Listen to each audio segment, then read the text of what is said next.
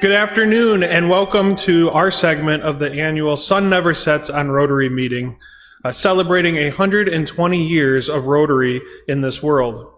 I am honored to be a part of this global tradition and bringing the Rotarians together from every corner of the world. Whether you're joining us here locally or tuning in from afar, we are thrilled to welcome you to the Plymouth Rotary Club meeting. Your presence highlights the incredible unity and strength of Rotary worldwide. Our club is proudly part of what we would call a super district, representing Rotary members from both the United States and Canada. This unique partnership reflects the diversity and collaboration and shared mission that makes our district such a powerful force of good in our communities and beyond. Today, we are excited to share some of the highlights of our Plymouth Club, including the recent barbecue fundraiser and a glimpse of our beautiful community. We will also be hearing a special presentation from the Red Cross, a message from Rotary International President Stephanie Urchek as well. Thank you for being part of this 24-hour collaboration of Rotary service and fellowship. Together, we continue to make a meaningful impact across the globe. I would now ask all the Rotarians in the room to stand for the national anthem. First, we will play O Canada for our Canadian friends across the border, and then the United States national anthem, the Star Spangled Banner.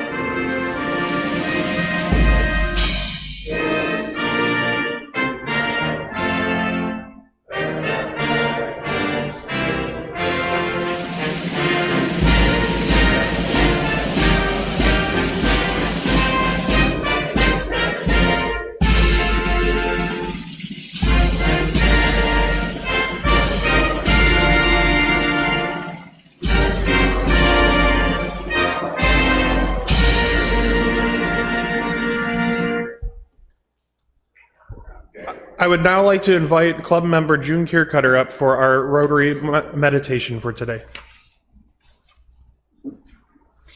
In recognition of the Sun Never Sets on Rotary, I selected a few quotations about community. This one from Jimmy Carter, the 39th President of the United States. Whether the borders that divide us are picket fences or national boundaries, we are all neighbors in a global community. This one from Coretta Scott King, wife of U.S. civil rights activist Martin Luther King Jr. The greatness of a community is most accurately measured by the compassionate actions of its members. This one from Helen Keller, an American author and disability rights advocate, Alone, we can do so little. Together, we can do so much. And this one from Mother Teresa. I alone cannot change the world, but I can cast a stone across the waters to create many ripples. Thank you, June. You can be seated. Today's broadcaster rep is Bill Weber, so if you have anything for our weekly newsletter, please let Bill know. He would be happy to get it in there. We do have one more video to play. It's a special video from Rotary International President Stephanie Urchuk, so please take a look at this. Hello, family of Rotary, and happy 120 years to Rotary International. It is a great joy to be with you participating in this initiative called The Sun Never Sets on Rotary, which for the 5th consecutive year allows us to celebrate our organization's anniversary through 24 online Rotary meetings around the world involving Rotarians and districts from more than 50 different countries connected through a single and common Zoom link. This initiative allows us to emphasize what Rotary International represents for the world: a legacy of service, leadership, collaboration, and innovation. And it's an opportunity to inspire future generations to join the service organization and make a difference in the world.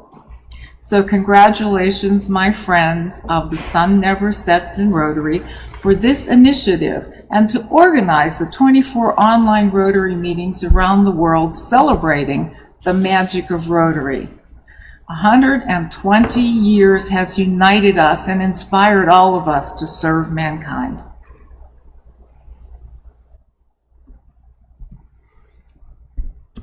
Good afternoon, fellow Rotarians. My name is Chris Porman, and I am the Rotary Club of Plymouth immediate past president. I welcome you to our club, as well as our district, Super District 6400. This is our 3rd year of participating in the Sun Never Sets on Rotary program, and it is truly an honor to be the U.S. and Canadian representative. The Rotary Club of Plymouth was established on March 7th, 1924, which means that we are celebrating 100 years of service to the community as of last year. The Rotary Club of Plymouth has been a cornerstone of community service for well over a century. Our celebrations looking back at the last 100 years of service included history projects, archiving our newsletters, paper articles, and all the stuff collected by Rotarians over the years. And it culminated in a wonderful interactive exhibit at our museum. We also took time to honor our past by inviting Rotarians new and old for our gala celebration. But it was more than just celebrating the past. We also looked forward towards our future and made some impressive and audacious gifts and contributions back to the community. Our local high schools run an award-winning radio station, and we provided them with a $200,000 gift to renovate and expand their studio presence. We also gave a $15,000 gift to the Miracle League of Plymouth to provide a safer train for children and adults with disabilities an opportunity to play baseball. Another gift that was provided was over $100,000 to redo our local playground, sponsored by our Rotary Club. One of the most cherished traditions in our club is the annual chicken barbecue. And while it's never too early to ask and pray for good weather, it's become a fundraising event that is certainly a staple of our community. The event not only brings residents together, but raises a significant amount of funds to support the various local initiatives. In 2024, the club's impact was particularly noteworthy. We cooked 8,300 barbecue chicken dinners during the annual event. We mobilized and worked with over 700 volunteers and raised about $50,000 for the community. Scholarships has always been an important part of our club's tradition, and we award scholarships to high-achieving students and those that certainly exemplify community service. The District 6400 spans southwest Ontario, Canada, and southeast Michigan, all the way from Adrian, Michigan to Leamington, Ontario, from Northville to Monroe. We are a club of 56 clubs, that would be 52 Rotary clubs and 4 Rotaract clubs, all united in the mission to provide service, promote integrity, and advance world understanding. Our district has over 1,500 members in it. The district's leadership for the 24-25 Rotary year includes our district governor, Dr. Nick Krajicic, District Governor-elect Linda Morrow, and District Governor nominee Kim Spiro. This team, along with a dedicated council and board, steers the district's efforts in various service projects and initiatives.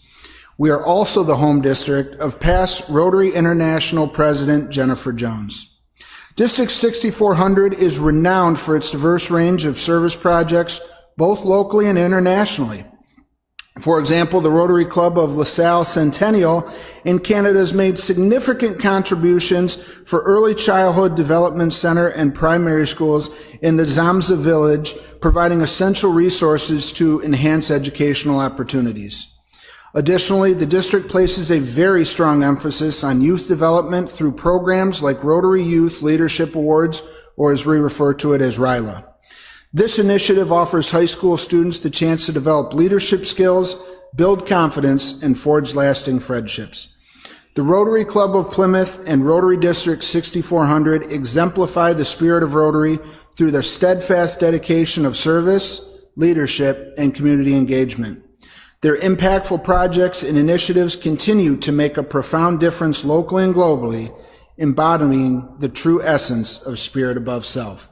Welcome again to the Rotary Club of Plymouth and our District 6400.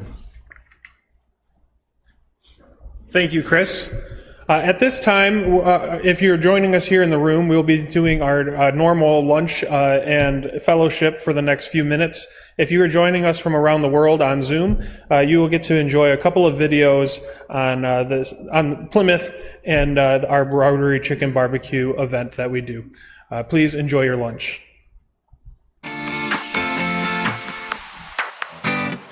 Plymouth is probably the most unique city in southeastern Michigan, if not the Midwest. It's really a special place, and there's a reason for that, and that's the people that are part of the community. You don't really realize what you have. You get used to it until you go somewhere else and you realize, wow, we really got it good.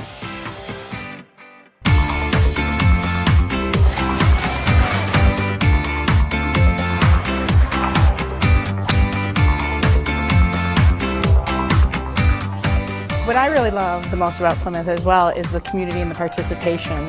You can come here with your family and get ice cream and sit at the fountain, listen to the concerts in the park that are put on every Friday, or you can come out with your girlfriends and hit all the fantastic boutiques. You can go out for a glass of wine afterwards, walk around the city. There's so much to do here.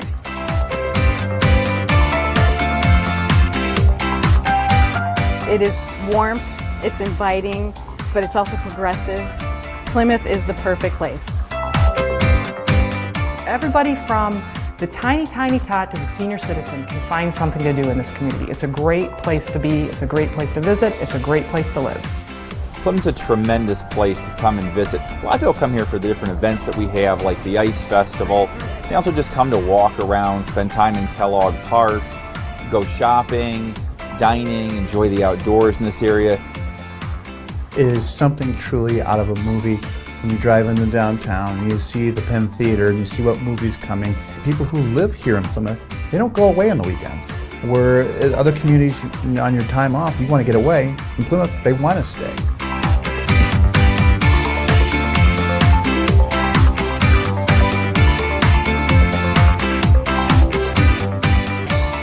Our students graduate from Plymouth Canton Community Schools. Many return back to the community to raise their own families, to start small businesses. Plymouth's a tremendous place, and that's why Plymouth rocks.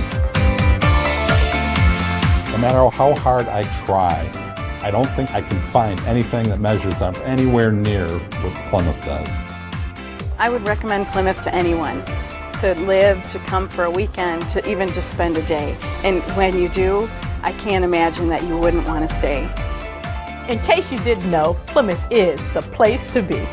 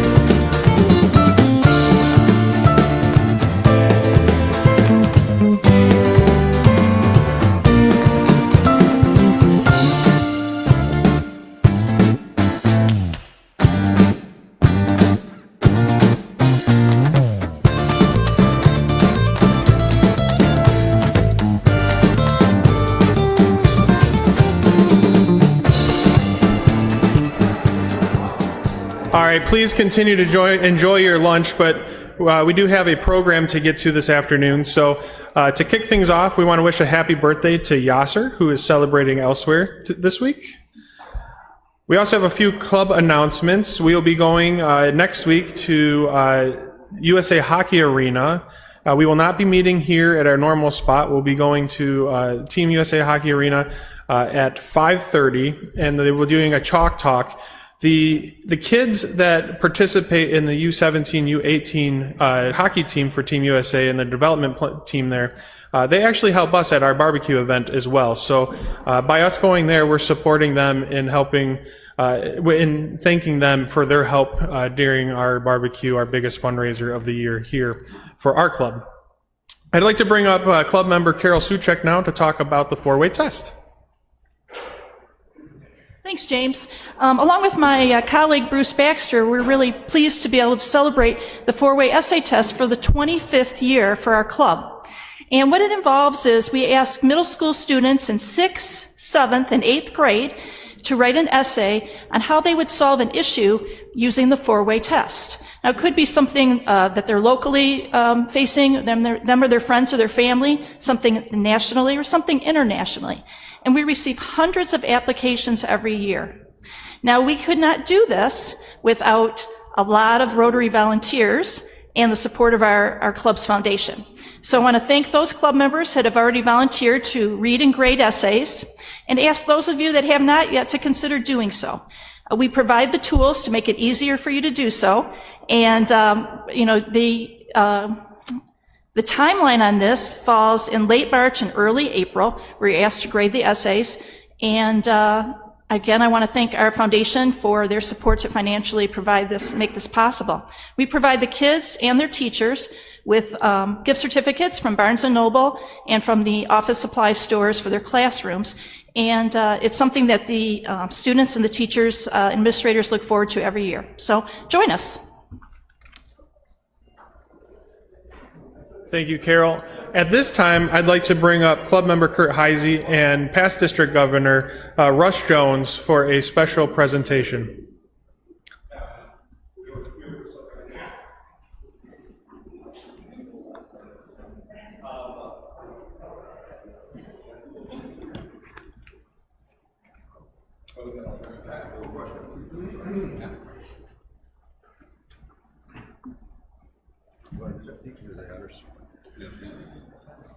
The Rotary Foundation is the underpinning and provides the financial support for us to do a lot of our good work around the world and in our communities.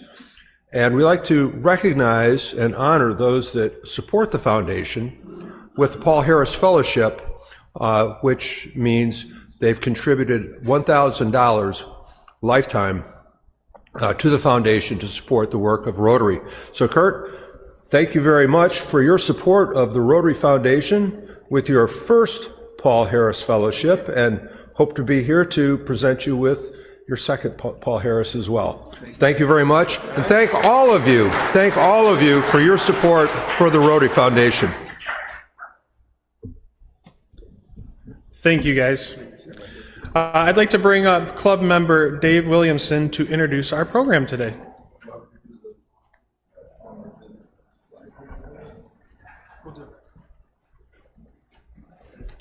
Hey, welcome. I'm very pleased to present the American Red Cross representatives. First up will be Diane Risco. Diane started off 28 years ago as a teenager, apparently, as a volunteer in the blood work and the blood drives, and she's still there and heading that up. And next up will be Carnell Richardson, who is a program manager in the disaster relief section of the Red Cross here in Southeast Michigan. And we have Latoya Rooks here, who is a regional disaster director, and she loves her job so much, she moved up from sunny Florida to be here. So, and every day she and her team make huge impacts on the lives of people here and across our beautiful country. So without further ado, Diane, do you want to come up? Yeah. All righty. You know, each year, about 4.5 million Americans need a blood transfusion. Sometimes it's just one treatment. But some people require regular blood transfusions to survive. An 8-year-old from Clarkston is one of them. She's had over 100 transfusions in her lifetime. Our Dr. Frank George is here tonight with her story. Yeah, Karen and Demond, Liv O'Connell is a happy, active third grader, but that's only possible because every 3 weeks she gets a transfusion of donated blood. It is a life-saving gift that her family does not take for granted. Like when I go to the hospital to get blood, I watch and I know how to do like all this stuff. Liv O'Connell wants to be a doctor when she grows up. She knows far more about medicine than most 8-year-olds. Liv had her first blood transfusion right after she was born. She's needed frequent transfusions ever since. So she doesn't make red blood cells very well, or they don't mature very well. So she's chronically anemic, which means that she needs blood transfusions approximately every 3 weeks. Tim and Megan O'Connell eventually learned that Liv has a rare genetic blood disorder called diamond black fan anemia. When I'm not getting blood, I'm tired, I have headaches. But when Liv gets her transfusion, she's able to be a normal kid. Some of her favorite activities: dance and tumbling and cheer. She amazes us all the time. Most people, if they felt the way that she did, would not be able to do cheerleading, dance, tumbling, school. This condition, you wouldn't recognize it in her. She just conducts herself like any other kid. The whole family is constantly aware that it's all possible only because of the generous blood donors. We wouldn't have her without them, so they mean everything to us. It's hard. You have to rely on strangers to keep your child alive, so we are very appreciative. And when blood shortages happen... Yeah, it's so scary. And I mean, you always see like donors needed, blood shortages, and so we're always wondering, how that could affect her. She needs blood every 3 weeks or she can't live. So that's the only option she has, is relying on donors to give blood so that she can continue to grow and be a kid and be an adult someday. And in turn, the O'Connells have been inspired to give back, joining forces with a teacher from their elementary school whose child once battled cancer. As a parent, you feel very helpless and you want to do something as well. So together we decided to start throwing the blood drives. That's when we partnered with the Red Cross. To date, their blood drives have collected 288 pints of blood, helping save 864 lives. We don't have enough gratitude to give, and we don't have enough blood that we can give to essentially replace what she takes every 3 weeks. So these blood drives and the Red Cross are really the only way we can give back to the community of donors out there. Liv's courage has personally inspired many people to get over their fear of donating. They meet Liv, they hear her story, and they're like, okay, I'll try, I'll try to donate. And then they see that it's not that big of a deal. It takes maybe half hour, 20 minutes of their lives, and they can literally save another person. The people who donate, I really appreciate that because they're being kind to everybody like me. And she has this encouragement for other kids who need to get blood. I know some littler ones, it kind of hurts for them, but once they get used to it, it's fine. So if I could be there, I would say, you got this. Now, clearly, Liv will have an excellent bedside manner someday. Now, the O'Connells also want to thank all of the wonderful nurses at Corewell who have cared for Liv since she was born. As you can imagine, the staff sees her every 3 weeks, so she is pretty special to them as well. Now, you can donate blood tomorrow from 11 a.m. to 4:45 p.m. at the Gardner White Furniture Stores in Saginaw, Taylor, and Waterford, or on Thursday at the Gardner White Stores in Ann Arbor, Auburn Hills, Canton, Howell, Novi, Shelby Township, and Warren on 14 Mile. And all of those details are available at clickondetroit.com. You can also visit redcrossblood.org or use the Red Cross app. I mean, you see Liv's story and you want to run out and donate. Yeah, she's a sweetheart. No, does it every 3 weeks, but there's other conditions. This happens frequently with other types of conditions? Oh yeah, there's a bunch of different conditions that require frequent blood transfusions. So off the top of my head, sickle cell anemia can do that. Anemia in general, there are some other blood disorders as well. And patients that are treated for cancer, kidney disease, or liver disease are also requiring heavy blood transfusions. Keep in mind, there's just no substitute for blood, and Liv's family is a perfect example of the truly life life-saving difference that you can make when you donate blood. What her dad said, if she doesn't get it every 3 weeks, she doesn't live. Yeah. Yeah. Right. That's big. That's really big. Right. It only takes a few minutes, 15, 20 minutes tops. Exactly. Yeah. Exactly. Thanks, Doc. Appreciate it. Anyways, Dr. McGeorge is so kind. He always does a pre-recorded interview before the Gardner White blood drives, which run January, April, and August. And then he does a live interview, usually at the store that I have, at the Taylor store, one of my accounts. And in my 28 years, didn't start when I was a teenager, but my husband does say I'm paid volunteer, really, for all the hours that we work. But no, it just shows you all the different situations. You think you've heard it all. I've never heard a situation like this. If every person in this room donated blood, we don't have enough people to keep that one child alive. That's how many units of blood she needs to stay alive. So this is why us big adults, we need to go ahead and donate when we can. So I gave you a list of the blood drives that are coming up. And speaking of kids, we have Bird Elementary School coming up on March 11th. So if you need an afternoon drive, that's a drive you can get to donate blood. And I just booked with the Cultural Center here yesterday for July 8th. So I would really hope that we can get the club to help support that blood drive and make sure that we are successful. Because when I started again, a gazillion years ago, when dinosaurs roamed the earth, every 20 seconds, I'm going to be 71 in May. Every 20 seconds, someone needs blood. Today, it's every 2 seconds. Every 6th patient going into the hospital needs blood.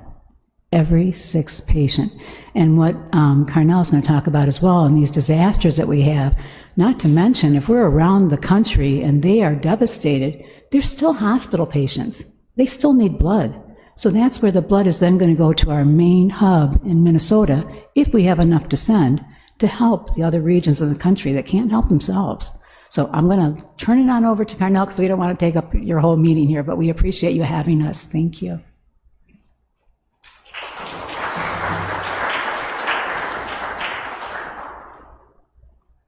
Thank you so much, Diane. Besides the blood services side of the house, there's what's called disaster cycle services of the American Red Cross, of which I am the program manager for 6 counties in Southeast Michigan, representing our disaster cycle services department. Did you know that every 8 minutes there is a disaster that the American Red Cross responds to in the United States of America? And the most prominent of those is home fire responses. We see an inordinate amount of home fires in Southeast Michigan every day. In fact, a few months ago, we responded to a condo fire right here in Plymouth. And the amazing thing about it is that volunteers who lived right here in this community were able to respond, were able to go to their own neighbors, put blankets around them, and assure them that everything would be okay. We continue to see these fires consume people's homes, and what we do is alleviate human suffering in the face of emergencies.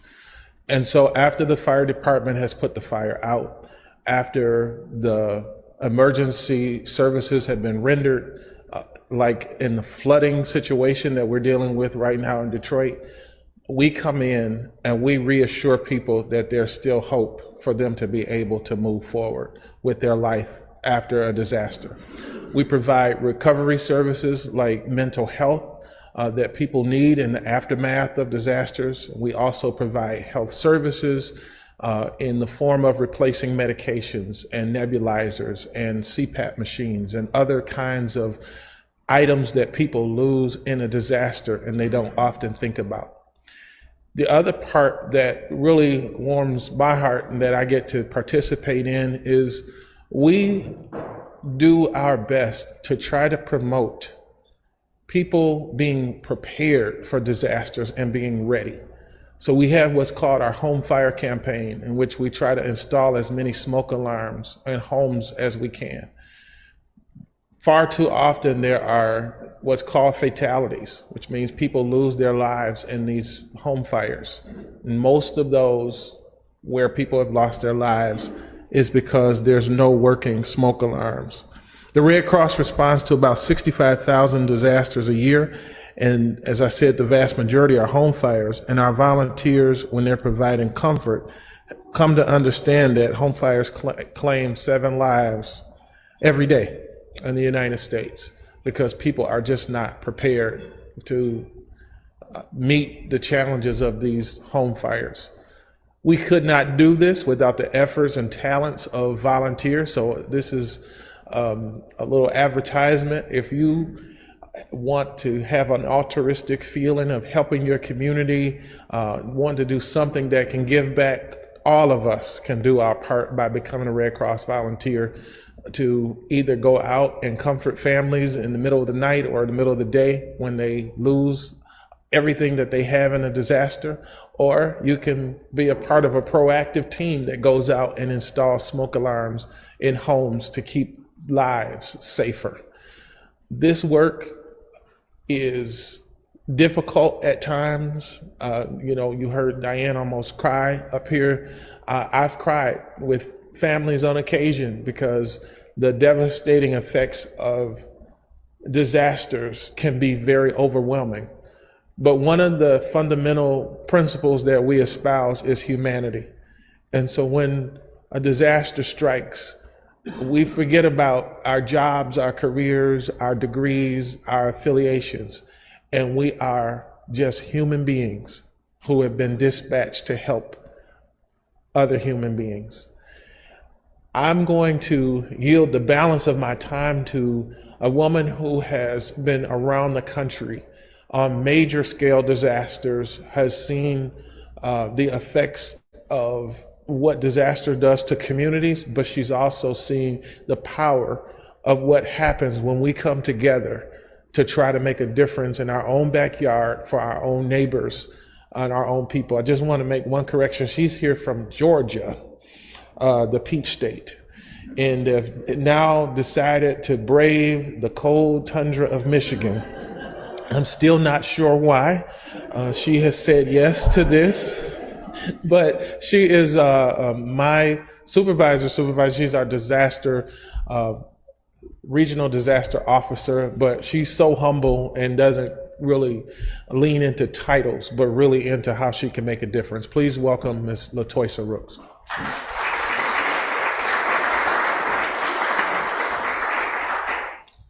Thank you, Carnell, and thank you so much for having us here. Again, I am Toy Rooks.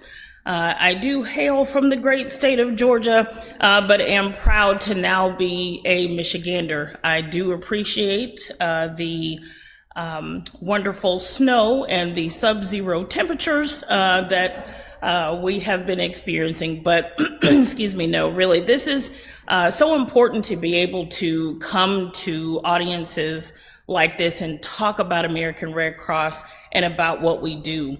I had several conversations this morning. We knew we were going to hear about blood, but a lot of people don't know that American Red Cross has disaster cycle services.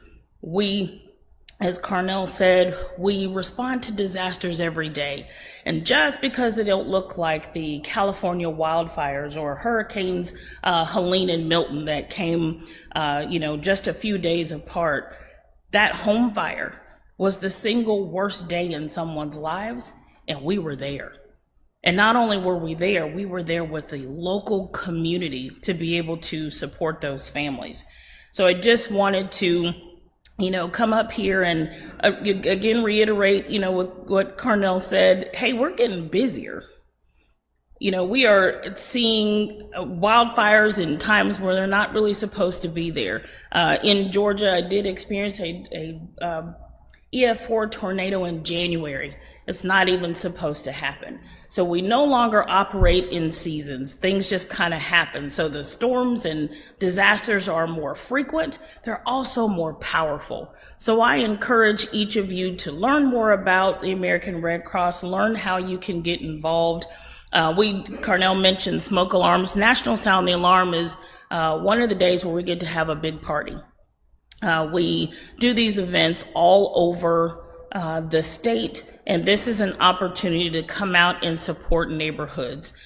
Sometimes we have planned appointments, other times we're just walking through neighborhoods telling folks, hey, we're here to help. So again, I encourage you, I lead a fantastic team up here. As Carnell mentioned, I'm the regional disaster officer. We have 20 paid staff, but we have hundreds of volunteers all around the great state of Michigan. I can proudly say that Southeast is my home, but I do cover all the way to the UP, except those western counties that we let Wisconsin have.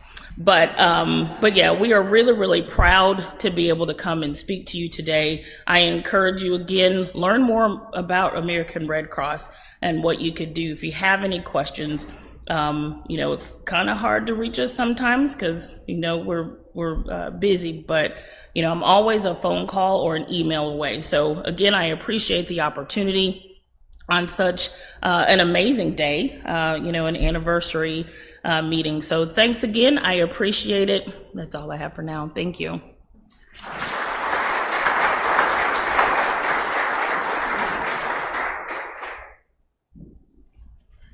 They are open for a couple of questions. Does anybody have any questions for the here, just because we're broadcasting, I'll have you guys come back up here.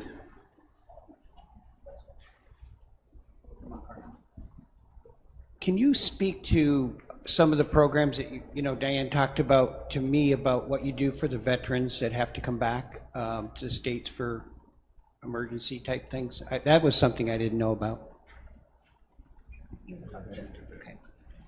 Sure. That, like I said, in Red Cross, we do have what we call lines of service. So we've heard about blood, we have disaster. Service to the armed forces is the part of the American Red Cross that assists our veterans. It's a very, I call it one of our most complex lines of service because the folks who work in SAF not only take care of our military families stateside, but all over the world. So they do deploy folks for, sometimes we don't, you know, exactly know where they are. That is done purposely to be able to help better support those folks. But, you know, we have caseworkers. We're able to deliver messages. I know you guys have heard sometimes where there is a military service person who is overseas and we need to get a message about a birth or in some cases, unfortunately, a death. And so we do partner with them because, again, on our military installations, they have home fires too. And so we are able to go on those installations and provide that support.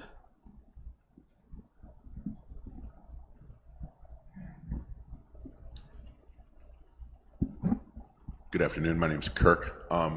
About 15 years ago, I tried to give blood and they said that because I was overseas in the military, that I could not.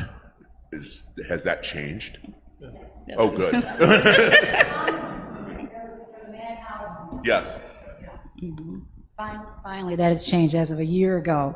And same thing when I had Ford Motor for 12 years. 6 times a year we're there. We took their blood. 2 months later, we can't take your blood. We're FDA regulated. We have to follow what they say. That is finally over. And one more thing too, people may not realize, chemo. It used to be if you had chemo treatments for cancer, you were lifetime deferred. That is no longer the case either, unless it's leukemia, blood cancer. Unfortunately, you'll never be able to donate blood. But that's another one that turned a lot of people away. So come back. We need you.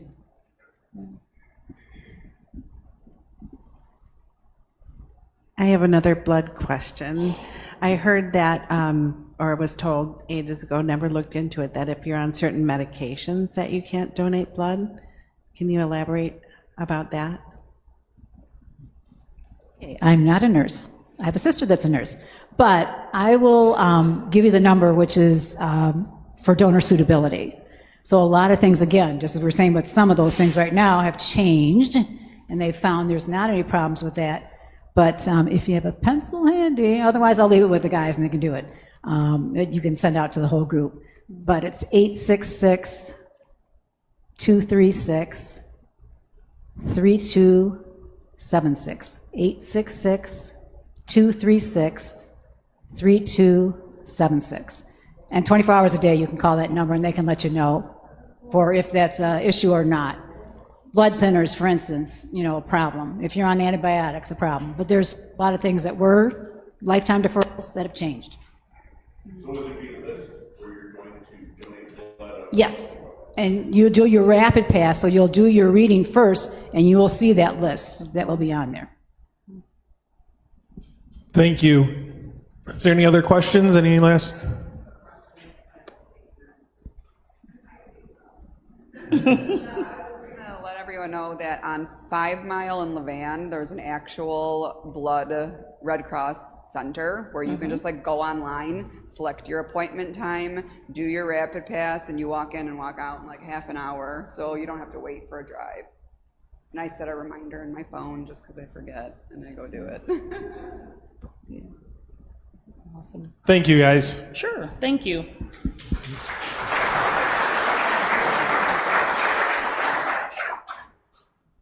We will definitely be reaching out to you about your drive in July.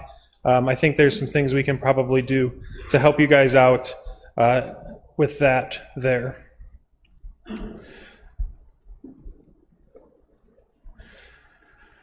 All right, we have some upcoming meetings. Next week, we will be at USA Hockey Arena. We won't be having our regular meeting here. We'll be holding it over at USA Hockey Arena. If you're intending to go, please give them a call and let them know. It's $13 tickets for the game, and we'll be meeting with the coaches at the restaurant there at 5:30. So come early, and there'll be some time for fellowship, and then we'll get to stay and watch the game. We're going to be having a public image talk on 3/7, and then we'll be having some member moments. Dave Mueller will be from Bodie's will be bringing us lunch. Along with Vicki Pelagas will be doing a member moment. And then Aruna, past District Governor Aruna, will be coming to talk about a program that she has. And then we'll be visited by the Society of Notre Dame to give us an update on all the things that they do. Marie, do we have a 50-50 winner?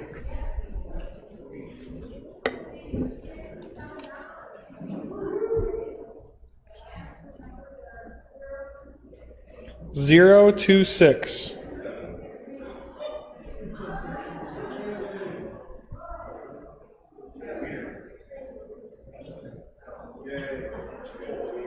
I think there's a winner over there. If Dan Delano would have been here, he would have been the second chance winner. Let us stand for the four-way test.